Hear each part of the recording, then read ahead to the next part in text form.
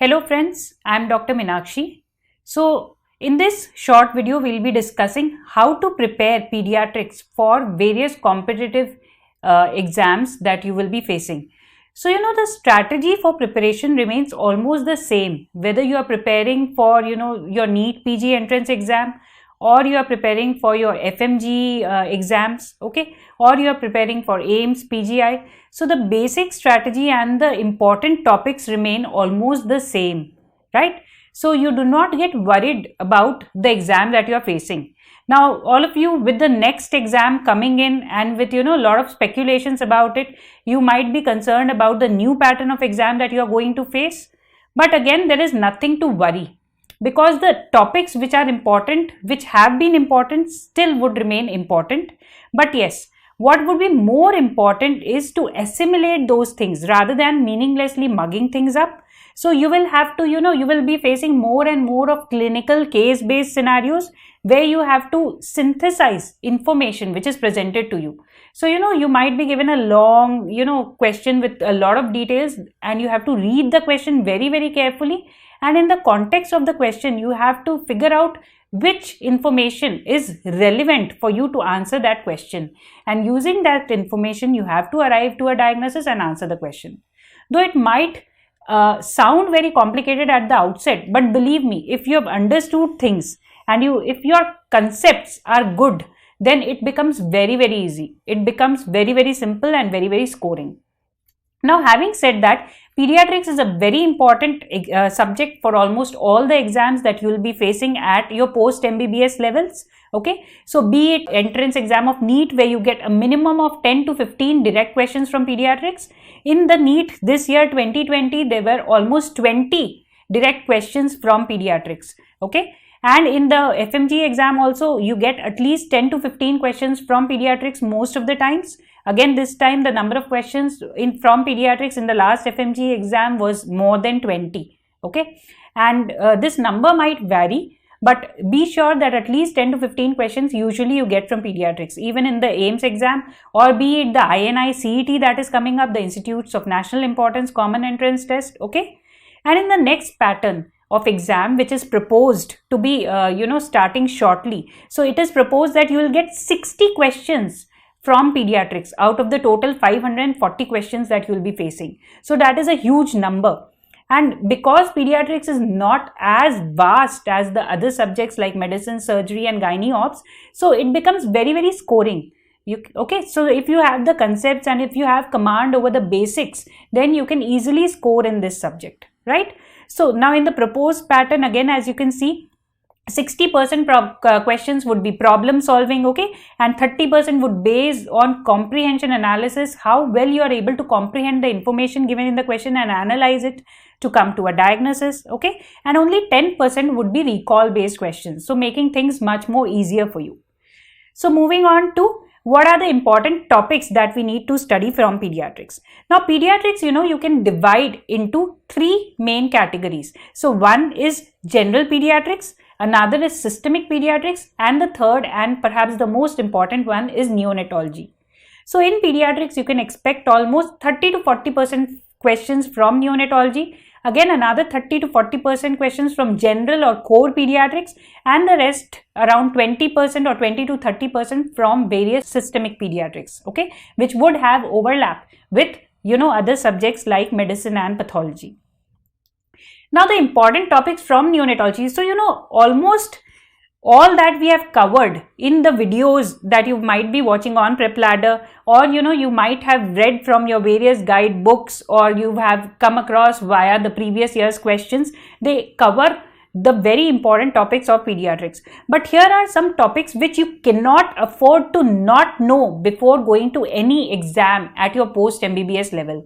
So these topics from pediatrics are a must know for all of you. Okay, so if we talk about neonatology, the neonatal resuscitation guidelines are very, very important. So you can get case-based questions where you may be asked that this is the scenario and what do you do next? Like that questions can be there.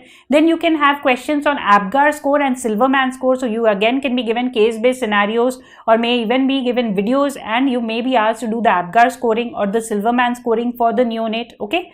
Feeding of preterm neonate based on what gestational age the baby is born is again a very important hot topic, often asked in exams. Okay. Then respiratory disorders of newborns are very, very important, especially the respiratory distress syndrome or the hyaline membrane disease. Apart from that, sometimes you get case-based scenarios on TTNB, transient tachypnea of newborn, meconium aspiration syndrome, and so on. Okay. Neonatal jaundice is again another very important area, and in almost every exam you get one question or more from neonatal jaundice. Okay, so be it the causes of neonatal jaundice or questions related to phototherapy or its mechanism of action, or you get case-based scenarios where you know a newborn and your icterus is still what level, or this is the bilirubin level, what do you do next? So that type of questions, or even questions on erythroblastosis fetalis or hemolytic disease of newborn you can get. Okay, so these are some very, very must know topics and very, very important topics from neonatology. Moving on to general pediatrics. Again, general pediatrics or core pediatrics is very, very important, much more important than the systemic topics from pediatrics. Okay, so if we look at the growth and development chapter, there again, now with the more and more stress on case-based questions, you may be given scenarios where, you know, suppose the age of a child is given and the weight or height is given, and it is asked, what do you do next, or what is your interpretation? So it is very important for you to know how to interpret the various anthropometric parameters in a child. Okay, then the developmental milestones, the important ones that we have mentioned, you need to remember. And nowadays you're also getting question on implications of developmental milestones. So you can see the video on the previous exams. The recent AIIMS exam had a question on developmental implications. So that again is a very logical thing that you need to know about. Then changes during puberty is very, very important. Which change occurs first in males, which change occurs first in females, and important must know things from puberty, like the sequence of changes that takes place. Okay, a little bit about the SMR staging and so on you need to know. Okay, from nutrition and malnutrition, very, very important is the composition of breast milk and how is it different from cow's milk. Okay, then severe acute malnutrition, the definition or diagnostic criteria, very, very important. Asked n number of times in various MCQs, you get direct questions from it. Okay, so that is again another must know area. And you get questions from micronutrient deficiencies also, like zinc deficiency, pyridoxine deficiency. So some micronutrient deficiencies, again the salient features you need to know. Okay, moving on to genetics, important genetic syndromes remain very, very important, like the Down syndrome, Turner syndrome, okay, Klinefelter syndrome. So case-based questions you can get, even Williams syndrome. So some important genetic syndromes you need to be aware about. Okay, and pedigree analysis is again very, very important. So it may be a part of the question, a pedigree might be given and a case scenario may be given along with it. So you have to interpret it, and it is very, very simple if you go through the videos on genetics, okay, that we've discussed. Now from the inborn errors of metabolism, again whatever we have discussed in the videos in prep ladder, so they are the very important topics from inborn errors of metabolism that we have covered. Now if you ask most important out of them, then again amino acid disorders like phenylketonuria, alkaptonuria, they become very, very important. Apart from that, lysosomal storage diseases like mucopolysaccharidosis, Gaucher disease, they are again very important from the view of your entrance exams. Okay, moving on to immune disorders, two very, very important disorders that you need to know from pediatrics, Kawasaki disease and Henoch-Schönlein purpura. Apart from that, a little bit about some primary immunodeficiency disorders which are important, like DeJoy syndrome, Wiskott-Aldrich syndrome, and so on. Okay, moving on to infectious disorders, we need to know about some congenital infections. Okay, and we need to know about the various findings that you get in various congenital infections. Another very important topic is fever with rashes, the infections where you get rashes like chicken pox, measles. Okay, so you need to hand, foot, mouth disease. So you often get case-based questions from them. So you need to identify the rashes, and image-based questions can also come from there, right? Now moving on to immunization, the latest national immunization schedule is very, very important, the newer vaccines, and how do you approach or what vaccines to be given to an unimmunized child of various ages. They are very, very important topics. Now moving on to systemic pediatrics, here as I already mentioned, you may get overlap with medicine or other allied subjects like pathology, but again some must know areas that we must know are fetal circulation and tetralogy of Fallot from cardiology, and of course the very important diseases like ventricular septal defect, atrial septal defect. Okay, moving on to hemato-oncology, you will often get questions from sickle cell disease, hemophilia, and acute leukemia is again very, very important because it is the most common malignancy that you see in children. Okay, so again case-based scenarios and questions you can expect from there. Now moving to gastroenterology, diarrhea again is a very important topic, and one question almost every exam you can expect from diarrhea, acute diarrhea, the management in children, the assessment of dehydration, varying severity is very important. Okay. Hirschsprung disease, celiac disease, again you can get case based questions on them. Okay. So case scenarios you should be able to diagnose. Okay. Respiratory system, again acute respiratory infection or pneumonia assessment by IMNCI guidelines, again a very important topic. N number of times it has been asked in various exams. So must know topic and you cannot afford to not know it. Okay. Apart from that, the upper respiratory infections like the croup, acute epiglottitis, again they are very important, how to diagnose them and their management also. Acute bronchiolitis also is again very common in children and important as well. Right?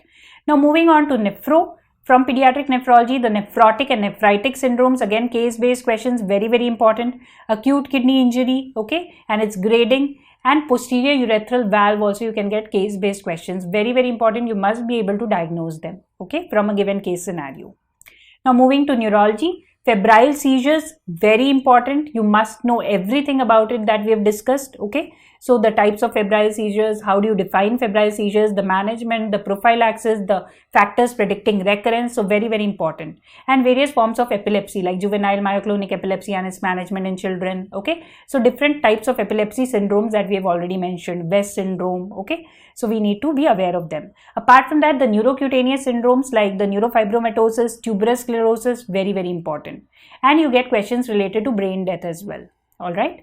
Now moving to pediatric endocrinology, the important topics are congenital hypothyroidism, again case-based scenarios you can get, okay, and congenital adrenal hyperplasia, where again having concepts is very important. You can answer any question from it if your concepts are good, right? Apart from that, growth hormone deficiency again remains a very important topic. You can expect case scenarios and various questions from it.